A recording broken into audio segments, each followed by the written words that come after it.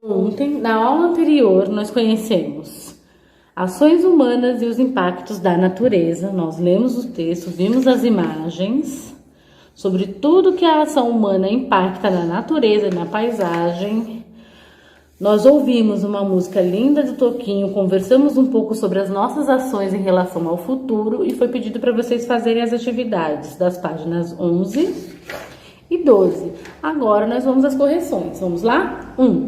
Assinale a alternativa correta sobre o uso de agrotóxicos nas plantações. Seu uso não é prejudicial à saúde dos consumidores? A gente não pode assinar lá porque a gente sabe que faz mal.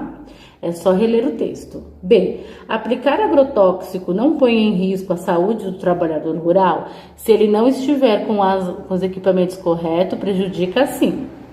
C. Não causa dano à fauna local. O que é fauna? É um coletivo para animais. A gente estudou isso em língua portuguesa. D. O uso de agrotóxicos não contamina o solo com resíduos tóxicos?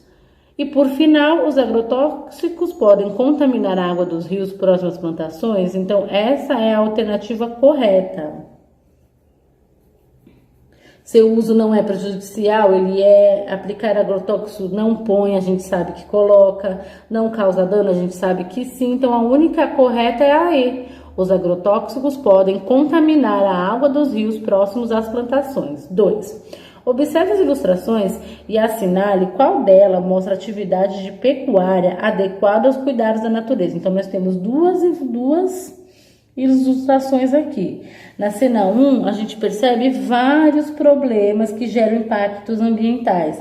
A retirada da vegetação, a erosão do solo, tudo isso prejudica. Então, a imagem correta é a número 2. E como que a gente justifica essa resposta? Isso é com vocês, mas eu vou falar. Eu já disse que na 1 foi retirado plantação, foi retirada a vegetação, isso tudo, olha, esse marrom aqui não era para acontecer, isso tudo prejudica o cultivo, prejudica os animais que não vão ter o que comer, prejudica a água do rio que vai secar, então é tudo isso que a gente pode justificar que a cena 2 que é a correta. Página 12, é com vocês também. Vamos brincar de jornalista? Escreva um título e uma breve manchete para as notícias das cenas a seguir. Então, pessoal, aqui é com vocês, não tem correção de professora. Aqui vocês vão observar a imagem da cena 1, da cena 2 e escrever a manchete que vocês quiserem. E é para fazer, hein? Porque eu vou pedir o livro quando vocês terminarem de fazer e vou corrigir lição por lição. Então, eu quero umas manchetes bem interessantes, combinado? Agora nós vamos corrigir as nossas atividades de história, que foi sobre monumentos históricos. Vocês lembram que eu pedi? A gente começou aqui, ó, monumentos que contam histórias. No Eu Faço Parte da História, eu sugeri alguns monumentos para vocês pesquisarem e responderem a 2 e a 3. Depois, a gente leu sobre praças e suas histórias e foi pedido para vocês fazerem uma exploração desses dois documentos, né, que são duas imagens de uma mesma praça. Essa é um desenho de Debré e essa é uma foto. E com base na leitura das imagens, indica as informações são verdadeira ou falsa. E agora a gente vai corrigir. O nome da praça não foi alterado? Falso. O nome da praça foi alterado. Aqui na foto está Largo do Rossio e aqui Praça Tiradentes. A localização e o tamanho da praça não foram alterados de maneira significativa? Verdadeiro. Na atualidade, o monumento principal da praça é o mesmo observado na praça retratada em 1827? Olha o monumento aqui. Cadê esse monumento? Não tem, então é uma informação falsa. As construções do entorno da praça passaram por muitas modificações no decorrer do tempo. Olha aqui a imagem retratada, olha essa, verdadeiro. Pois então, pessoal, essas foram as correções de História e Geografia. Agora nós vamos para o nosso conteúdo de Língua Portuguesa e Matemática. Então, pessoal, nosso conteúdo de língua portuguesa é a página 15, texto, puxa texto, tirinhas. Então, vamos lá? Tirinha. Histórias tradicionais também podem aparecer em histórias mais atuais. Leia esta tirinha. Era uma vez 3 porquinhos que viviam E Chapeuzinho Vermelho disse: "Para que esse nariz tão?" E então adicionam-se 2 colheres de açúcar mascavo e mexa a calda por 2 minutos. 2. Então vocês vão ler a tirinha bem devagar, uma por uma, para poder responder as questões. Vamos lá? 2. A tirinha é composta de 3 quadrinhos. 1, 2, 3, tá vendo? Isso é o que diferencia a tirinha das histórias em quadrinhos no geral. Tirinha é aquela última parte que sempre tem nos gibis da Turma da Mônica. 2. A tirinha é composta de 3 quadrinhos. Que personagens aparecem em cada um deles? Para responder, complete o quadro. Então, vocês vão escrever no primeiro quadrinho quem aparece, no segundo quadrinho também quem aparece e assim no terceiro. 3. Onde estão os personagens? É isso que vocês vão responder. E 4. Descreva de forma resumida a principal ação desses 3 porquinhos. 5. O humor da história surge de algo diferente que acontece no último quadrinho. Converse sobre isso com os colegas e o professor. Infelizmente, a gente não pode conversar sobre o que acontece. Vocês podem conversar com o papai, com a mamãe, ou até gravar um videozinho para mim dizendo o que acontece de engraçado aí, de diferente no quadrinho 3, combinado? Eu já sei o que acontece de diferente aí. Página 16, pessoal. A página 16 é um conteúdo que a gente já vem estudando. Paroxítonas, acentuação das paroxítonas 1. Então, a gente vai se estender um pouco mais sobre paroxítona. Vocês conseguem lembrar o que é paroxítona? Vamos ler? Então, vamos lá. Leia novamente a fala da mãe de Magali. E então adicionam-se 2 colheres de açúcar mascavo e mexe-se a calda por 2 minutos. Pessoal, qual é o ingrediente que aparece nessa receita? Açúcar mascavo. Essa eu vou responder com vocês. Açúcar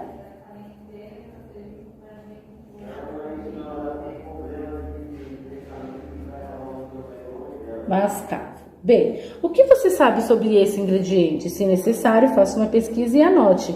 Então, pessoal, o que vocês sabem sobre açúcar mascavo?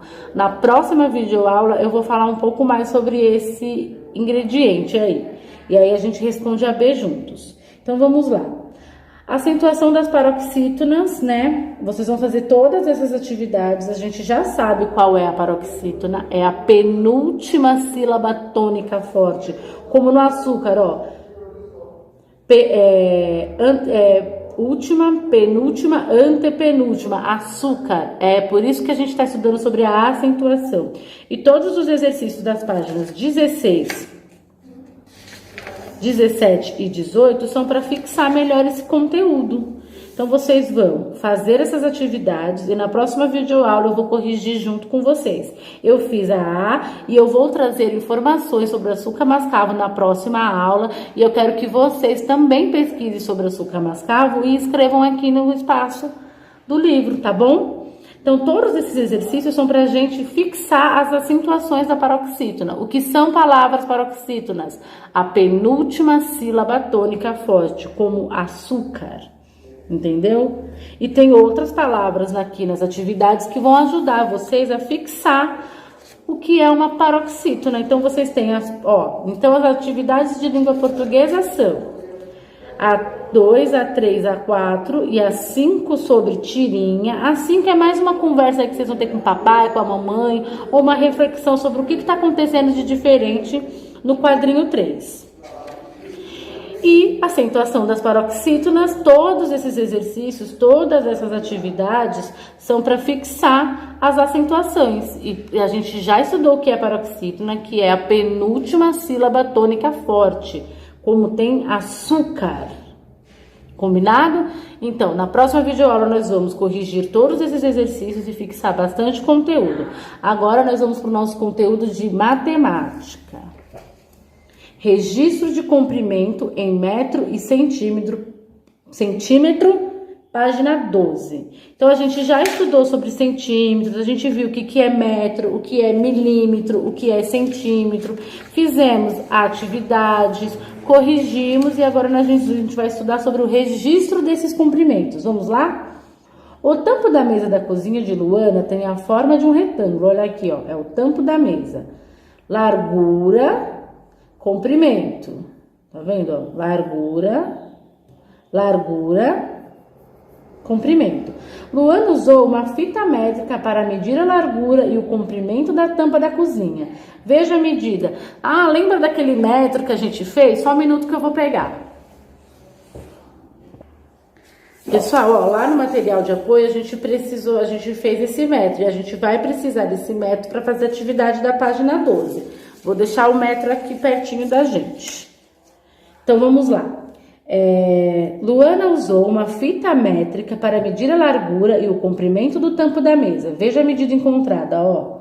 Ela colocou aqui no comprimento, a mesa mede 80 centímetros de largura. Largura é isso aqui, ó. Vocês conseguem ver? Ó, vou medir o livro. O zero aqui, ó. O livro tem 41 centímetros. Ou 401 milímetros. Vou deixar aqui. Agora, veja a medida do comprimento dessa mesa. Podemos escrever o comprimento da mesa assim. 120 centímetros igual a 100 centímetros mais 100 mais 20 centímetros. O comprimento dessa mesa é de 120 centímetros. São 20 centímetros a mais do que 1 metro. Então, pessoal, provavelmente, ó, esse 1 metro aqui não foi suficiente. Então, ela mediu 1 metro, depois ela veio de novo e colocou 20 centímetros. Combinado?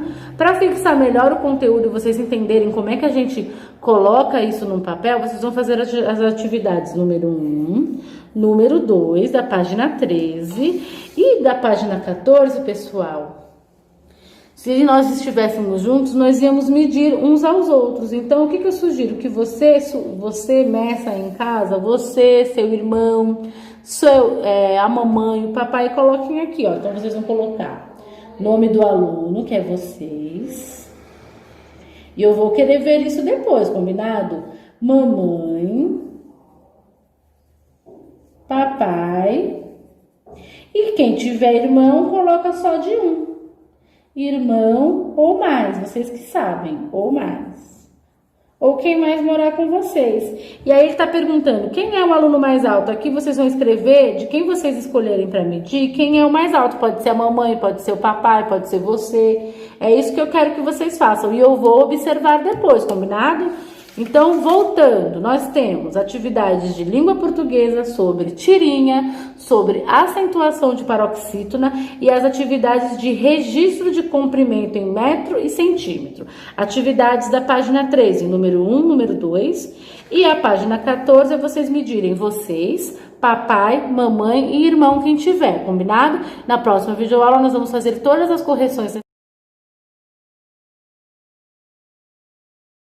nosso conteúdo de ciências. A gente está estudando, desde que nós voltamos aí, sobre água, sobre a importância da água no planeta. Então, nós já lemos a água e vida, conhecemos aonde está a água, a importância da água para os seres vivos, fizemos atividade, foi pedido para vocês fazerem uma atividade extra que eu vou cobrar. Depois nós conhecemos um pouco mais sobre água potável, fizemos atividades das páginas 7 e 8. E agora, na página 9, nós vamos conhecer uma parte triste da água, a poluição da água. Página 9, vamos ler juntos? Apesar de ser fundamental para a vida na Terra, a qualidade da água muitas vezes é afetada por atividades humanas que causam a poluição de rios, lagos e oceanos, prejudicando a vida de muitos seres vivos. Olha aqui essa imagem, gente, rio poluído por esgoto doméstico. Alguns rios e lagos podem apresentar águas esverdeadas. Isso é um sinal de poluição. Quando o esgoto doméstico é lançado diretamente na água, o que é esgoto doméstico, pessoal? É a água do banho, é a água que a gente lava a louça, é a água das nossas necessidades fisiológicas, tudo isso é esgoto doméstico. Quando o esgoto doméstico é lançado diretamente na água, ocorre a multiplicação exagerada das algas e bactérias. A camada de algas da superfície impede a entrada de luz, prejudicando as plantas e os animais que ali vivem. Olha a imagem, outra imagem de rio poluído por esgoto industrial. Esse também é muito sério. O esgoto industrial e os agrotóxicos que a gente viu lá em geografia, lembram, né? O esgoto industrial e os agrotóxicos, palavra difícil de falar, quase um trava-língua, vou voltar. O esgoto industrial e os agrotóxicos utilizados nas plantações também causam a poluição da água. As indústrias normalmente utilizam produtos químicos tóxicos que, se despejados na água, podem causar a morte dos seres vivos aquáticos. Já os agrotóxicos aplicados nas plantações podem ser levados pela água das chuvas até rios e lagos, contaminando os seres vivos que os habitam. Então, a gente viu a poluição pelo esgoto doméstico e a poluição pelo esgoto industrial. Página 10. Os mares e oceanos também sofrem com a poluição que ocorre principalmente por vazamento de petróleo. Petróleo, substância que tem origem na transformação de vegetais e animais mortos depositados no fundo de lagos e oceanos. E despejo de lixo nesses ambientes. A gente já estudou bastante sobre isso, né? E vamos continuar estudando sobre a poluição dos mares e oceanos. O petróleo utilizado na produção de gasolina, gás de cozinha, entre outros, é muitas vezes transportado pelos oceanos. Quando acontece um acidente com os navios que o transportam, ocorre o vazamento de petróleo, poluindo os mares e oceanos e contaminando os seres vivos desses ambientes. Muitas aves, por exemplo, ficam com as penas cobertas de petróleo e acabam morrendo. Olha essas duas imagens. No livro, vocês vão conseguir olhar bem melhor do que aqui no vídeo. Praia poluída por vazamento de petróleo e aqui uma ave coberta de petróleo.